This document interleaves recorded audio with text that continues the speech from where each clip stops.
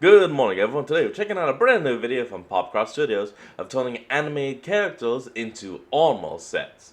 And from the thumbnail, it looks like we may actually get Bill Cipher of Gravity Falls. Let's hop in and see if that's true. For this month's Popcross Community Redraw, I asked my subscribers to send in their own version of a famous cartoon or animated character turned into a suit of fantasy armor. It's been a long time since I did an episode of turning things into fantasy armor. Wow, I could actually recognize a lot of those characters. And I actually have done this very topic in the past, but I was excited to do a round of it with subscriber-submitted stuff. The lore for these armors is going to be presented through banter between the original Banter trio, good old Benny Shap, Nice. Dr. Champagne McGregor, Of course. and Vasilya Kuznet.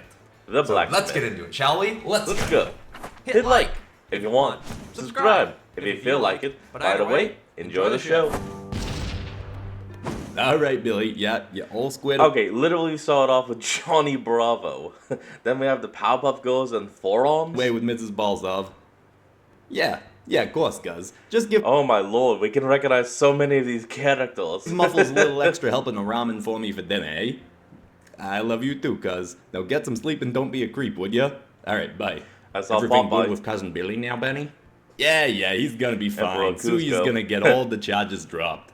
What is this about? What trouble So we're starting off with Appa. Okay. did your cousin get into? Does he sell illegal weaponry as well?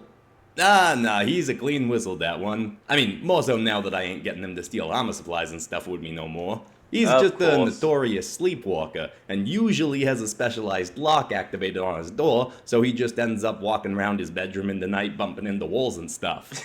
Unfortunately, he forgot to lock it one night when his AC was fried, so he was sleeping in nothing but his toupee, and so he— Wait, what? Is toupee not a hairpiece? Why would he be wearing that?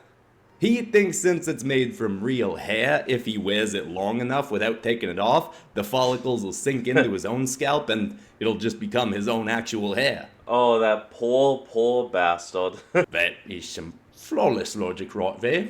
Anyway, go on. Yeah, so long story short, he woke up Buck Booty Bear in a kid's playground swinging on the swing with his dangly swing in the breeze. Oh, He got no. arrested for indecent exposure, so I had to call an old lawyer friend of mine, Mrs. Balzov, so she could get all the charges dropped. I mean, she specializes in lawsuits for the most part, but she can get anyone off of anything, so I ain't worried about him. Oh boy. Wait, you said her name is Mrs. Balzov, and her first name was Suya? I see what you're teeing up then. See your balls off. I get it. I ain't biting. I don't know what you're Very talking clever. about. That's either one of the best cases of nominative determinism I ever heard, or you was teeing up a joke, but either way, I'm changing the topic. You know, it's been a while since we had Panini Friday in your Both shop all good. facility, huh? Kinda nice being back here. Indeed, it's also been quite some time since we actually had it on a Friday. Today is Monday, is it not? Who keeps track of days anyway? But, what's with Calendars? that big fluffy armor you got going there, silly? Ah, yes, that is being made for a client in dimension D107 using fur shed from flying creature he and his allies ride. The fur has enchanted Ooh, properties, okay. and the intent is for this armor to allow the wearer to fly the same way as the creature can. D107. That's the Dungeons and Dragons universe, ain't it? And since when is you taking on clients in other dimensions? I am only doing— That's actually kind of a clever thing, considering that the bisons, the flying bisons of Avatar, were the ones that taught the Airbenders how to fly. Yeah. Because it also helped them figure out that as long as they had no kind of emotional attachment to anything, they could fly. But then over time they became too close to the bisons, giving them an emotional attachment, so they could no longer fly. So it's actually kind of clever to make an armor from said bison, and that would then allow the user to, once again, fly. some occasional work in D107 as I go there from time to time to visit that group, the Secret Knights. That realm has far more magic than my own, and has far more impressive competition in terms of armor crafters. The Kuznet family may be the best armor crafters in our own realm, but now I want us to also be the best armor crafters in that realm as well. And Good some luck. dude wanted you to make armor from his big shedding dog or something? He's actually a large flying bison. Though does not actually look like any bison I have ever seen. It Yeah, 6 legs, massive. And it literally has the tail like a platypus or something. has 6 legs for some reason, and let me guess. And it has a giant flat tail like a fluffy beaver or something. Maybe even a big arrow on the top of its head. Yes, how did you know this? Let's just call it a lucky guess, and not that I've rewatched Avatar The Last Airbender too many times in my own dimension. Kinda surprised that client you're talking about can't already fly without the armor.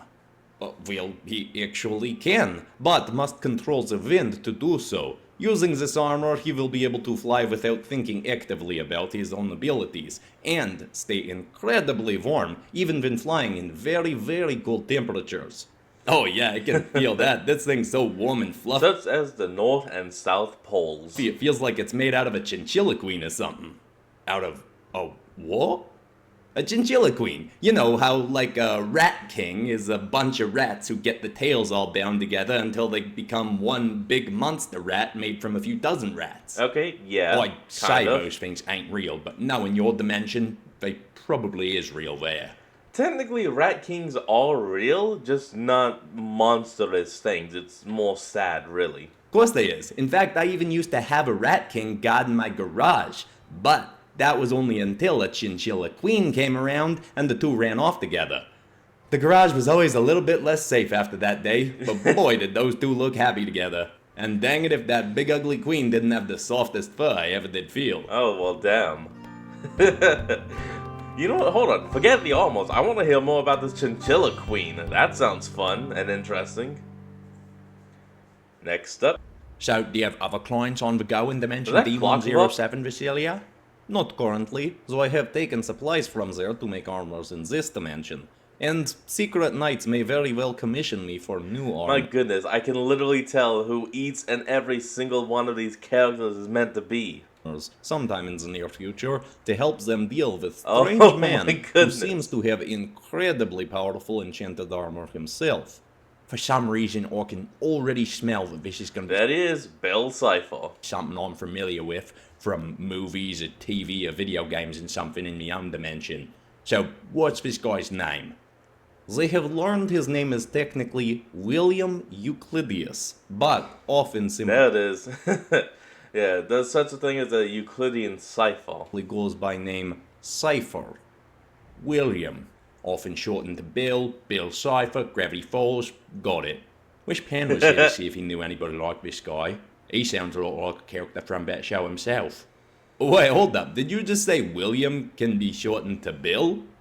Yeah, you've got to have heard of that before, it's a pretty common thing. It's very William common. to Bill. Where does the B come from?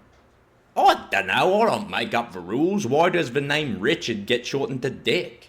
Well, my best guess is that somebody a long time ago probably knew a guy named Richard that he thought was a total dick. Okay, yep, you know what? I'm gonna hope that in some Actually, that would make a hell of a lot of sense. universe out there, that explanation you done came up with is canon, because I like that a lot. Yeah, we can only dream, huh? But if you ain't making up that Bill is short for William thing in your dimension, then maybe you should stop saying my universe is so crazy. What? That name scheme ain't nearly as weird as the fact that you got things like you have the Godzilla movies, yet you also have superheroes who is obviously just Godzilla monsters as superheroes, and nobody in your world has put together that that's a weird thing that happened, among a thousand other crazy things. How did that happen? Also, your cousin's name is Billy. I'd bet that on his birth certificate it says William Sharp. Well, I know for certain you're wrong there. His name says Garbanzo Yahulian. My family doesn't like having our official names on any government records. Oh, what? Well, okay, now when you and your family, that checks out. Yeah, Anyway, okay. Bill Cipher armor. This guy got crazy magic powers, like a nightmare Doctor Strange or something.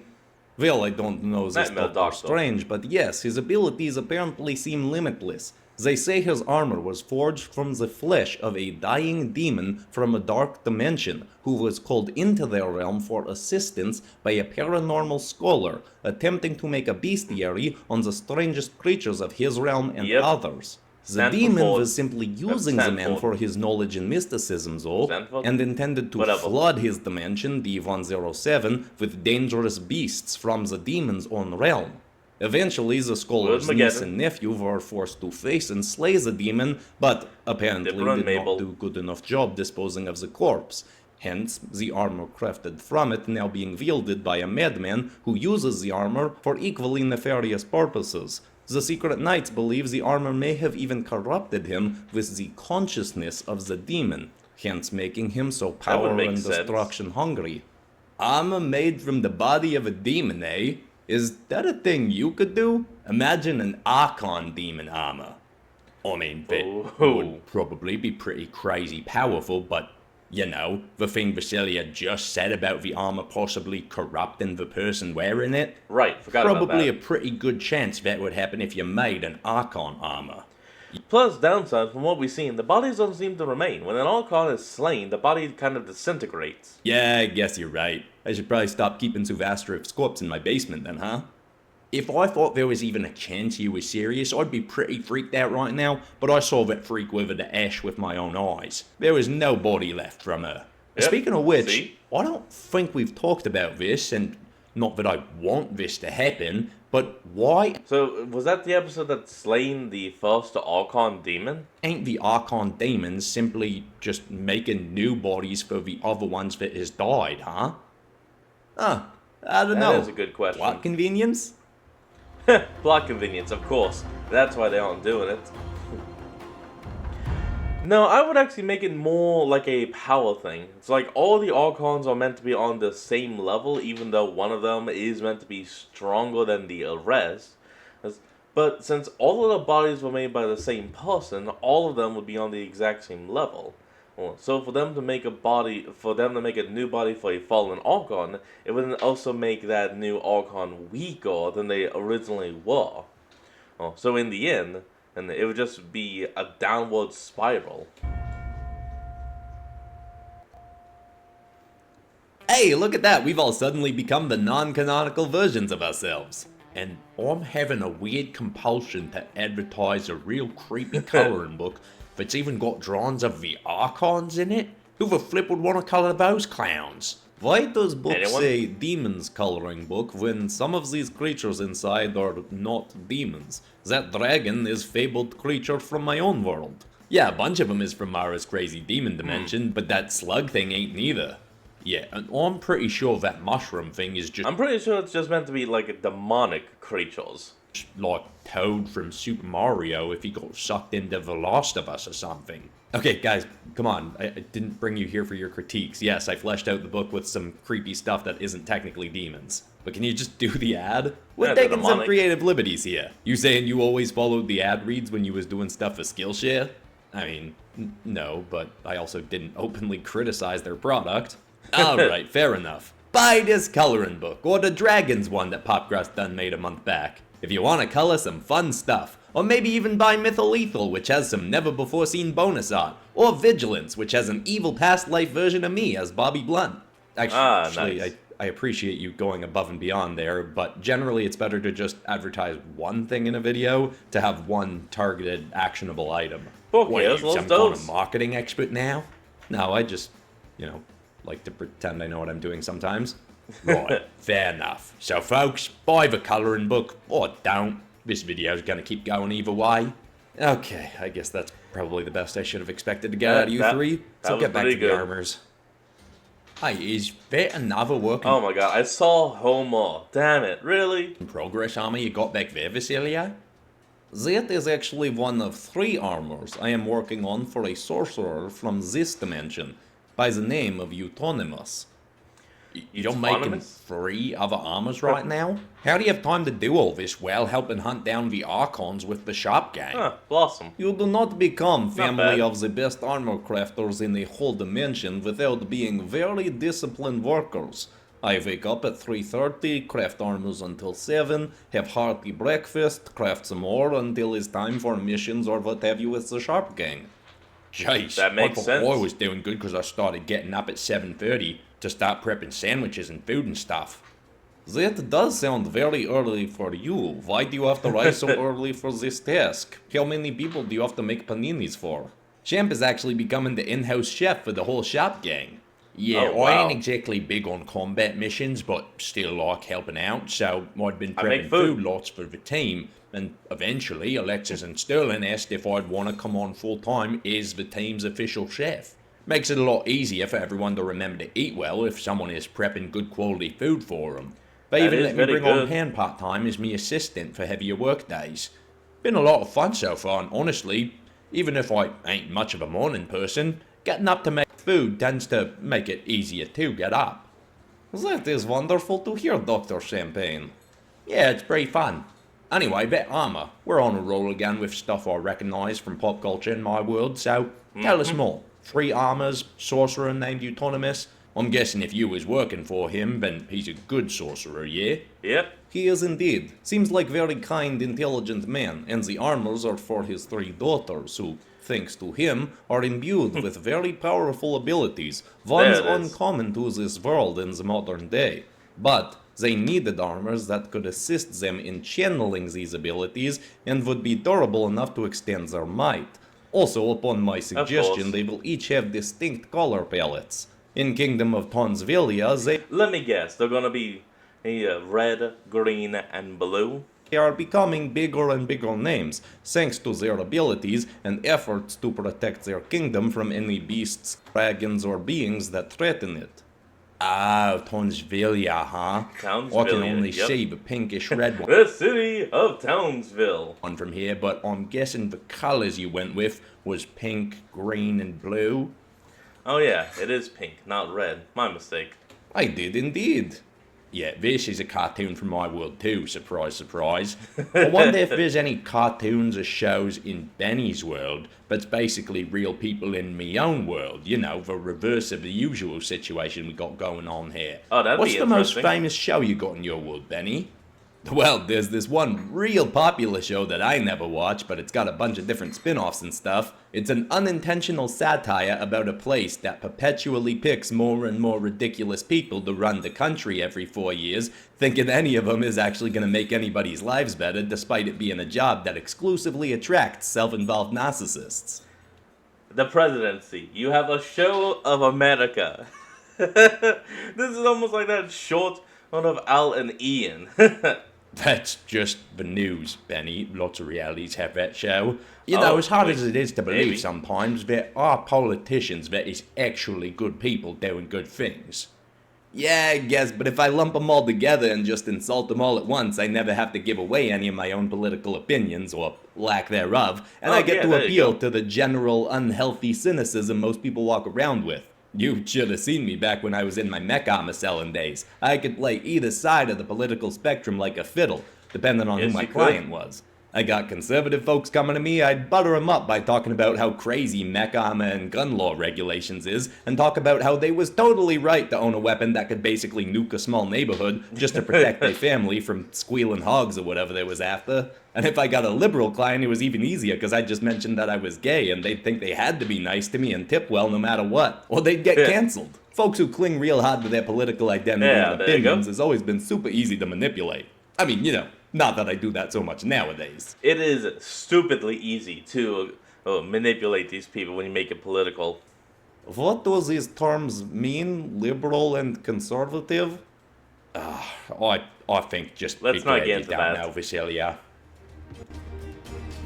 Alright, one last armor. Let's see who it will be. So is that what you got on your plate then? An armor for on the Megatron. D107 guy and 3 for them super gals? I have one other in the works at the moment for a client who is significantly overpaying. Honestly, I even said Oh, he was boy. paying too much for what he was getting, but he insisted money was of no object. This gonna be like a Richie Rich armor? Okay, hold on. Let me take a look at this. Okay, I had paused to give myself a moment to actually think about who it was. Then I looked at the bottom. It's Fred.